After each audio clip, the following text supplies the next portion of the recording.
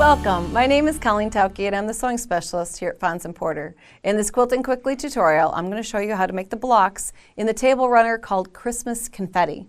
If you'd like to purchase our pattern, please visit our website. We're going to be using 2.5-inch strips of some fun classic Christmas prints. And you can see behind me the table runner. We're going to match up fabric colors, some with mostly red and some that are mostly green. And then we're going to have fun putting together this triangle shaped block and make a table runner from it. So from the 2.5-inch strips, we're going to create a block that looks like this. Now I haven't totally trimmed it because I wanted you to see the little dog ear points around the edges that will be your kind of your marker on how to place things when you're arranging and constructing the blocks in this table runner. So we're going to put this off to the side. I'm going to talk you through using the Fons Porter 60-degree pyramid ruler. I'll put out a piece of fabric here so we can actually talk about what this ruler will do for you. It's set up so that you can cut triangles off of strips. And you'll notice the top edge is blunted, and that's so that it will sit right on top of the strip.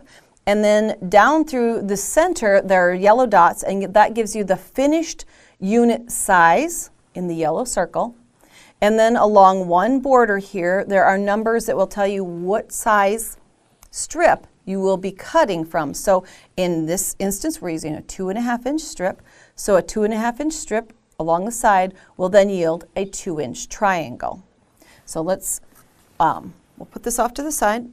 Now, if you don't want to purchase this, you also will find that in the pattern there is the shape as a paper template that you can transfer to some of the template plastic, and then you can use that to lay on the strip to either draw around or lay your ruler on top of and cut the shapes that you need. But in this case, we'll use the ruler that we have set up. And the ruler is placed on the strip. Like I said, the 2.5-inch line would be along the bottom. That blunted top should be right at the top of our strip. And then you simply cut down the sides of the acrylic template. Make sure my rotary blade is ready to go. And then we can flip this one around so that we're always cutting from a safe direction. Again, lining up that 2.5 mark. Once you get really confident at cutting these, you can cut multiple layers at a time.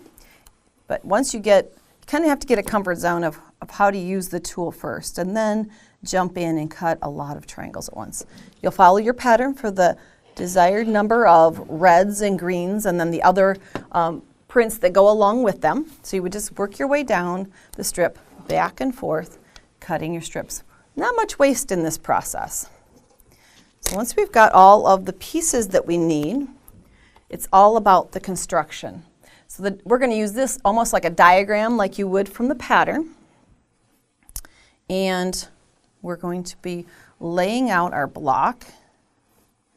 Now in this case, it's kind of a scattered print, so I didn't worry about the direction that my print was going. But you could, I suppose, fussy cut. But so if you're using pre-cut strips, you're a little limited on the direction you could cut. But if you wanted to get fancy and you had yardage, you could even fussy cut your shapes.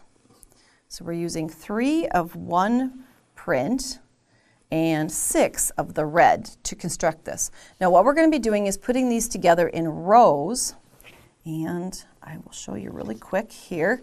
Got one kind of in rows ready to go. And the fun part about putting these together is that, remember I said those little tips will give tips of your points will give you indicators of where to sew. So this is a blunted end here, so it's laying right sides together. And there's a V where the fabrics come together. It's hard to see on such a small item, but when you're working at it, you're going to say, there's that little triangle she talked about, the triangle, so that you know exactly where to come in and do your 1/4-inch seam. Press outward and do that and to construct both those 2 rows. This little guy gets left at the top. He's the last piece. When we're putting these 2 rows together though, there's one little tip. If you want to get nice little intersections here so you have the little triangles meeting up, what you're going to do is put your pieces right sides together. I'm going to turn this so I can work on it.